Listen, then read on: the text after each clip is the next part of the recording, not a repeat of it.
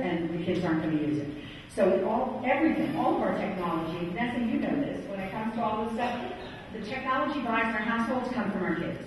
Mom, you're using that really old cell phone, I'm so embarrassed.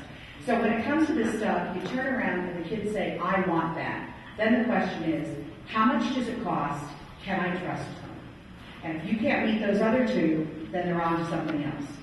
And now with COPPA compliance, you have to make sure that you get verifiable parental consent. So WebKids uses something I designed for Teddy Ruxpin years ago, the offline stuff. The cell phones and fax, all these things we invented when COPPA first came out, and they're now being deployed, and people are biting the COPPA bullet for the first time. And that is so, it's hard to get parents to engage or pay money or do anything else. And it's hard to get them to convert from free to paid. But once you earn their trust and they realize that you're an essential part of what they're allowing their kids to use, they're loyal for life. Now I know John can't say anything because no one under the age of 13 is allowed to use my yearbook. And they're actually really careful about this. If they find out somebody is, they're off in 2.5 seconds. So it's easy to approve them with the seal. Tom, I know you came from Joyce, and this new one is it's going to be COPPA compliant. Yes, it will. And I think, which means under the age of 13. Right. And that's one of the things, because we're keeping that where there is some level of security. Yeah, we're not going to talk about your process because it's important that we vet that. Right, but I think it's what we really are coming down to is you have to have content that the kids are interested in, and that content is appropriate for the kids. That's why the parents see it, and then they want to know that there's somebody moderating what's going on there. That kind of going using the playground analogy. They want to know that there's a playground monitor who's going to be there to kind of police things. And who knows what they're doing? Who's not going to give the kids something to smell. Right. So that's the whole level of trust that parents are looking for. So I mean that's and really verifying that is crucial. So making sure that they know what you're doing, it's upfront, and they know that it's going to get trusted third parties, either influencers, parents, kids, schools, teachers, librarians, somebody else to turn around and say, yeah, they're okay. So that was industry. Now, could we have one that's media, blogger, somebody who's out there? No one. Okay. Could we have who are educators who are really concerned about kids, or just parents and stuff? Or you get to ask any question you want.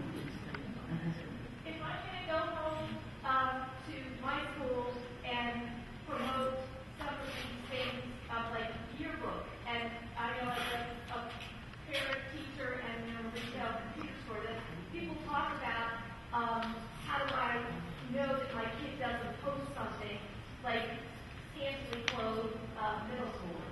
Are those things they can still post? How is that? You can answer that, John, but quickly because that's safety. Okay. User-generated content. They can post whatever they want to post.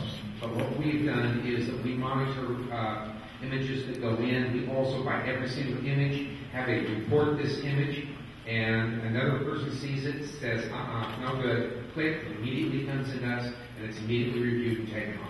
There are two basic ways that you can deal with those kinds of things from a best practice perspective. One is you preview everything, you look at it, and that's fine as long as you've got 2 users.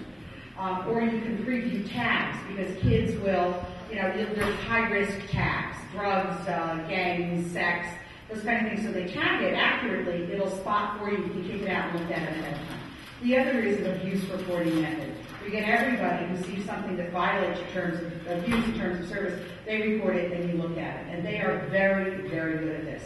Something may go up, but if anybody else has seen it and mentioned it to them, it goes down right away. And those people will not be staying on the site if they continue to break the rules. And Jorian, you indicated you want to respond. I was just going to emphasize that user-reported system. We have a team of adult monitors who go through background safety checks in order to work for us, who review a lot of user-generated content that we have. But there is absolutely no way that you could hire enough people if you had hired them to do that. So what we did is we hired our whole community. So we ask and regularly promote and encourage kids to report on things that they see within the world. And that way we know 24/7 we have things coming in that we know we can then backtrack and find out. We also put the control in the kids, so they can hit a button and refuse to hear from that person or talk to that person or interact with that person. So if someone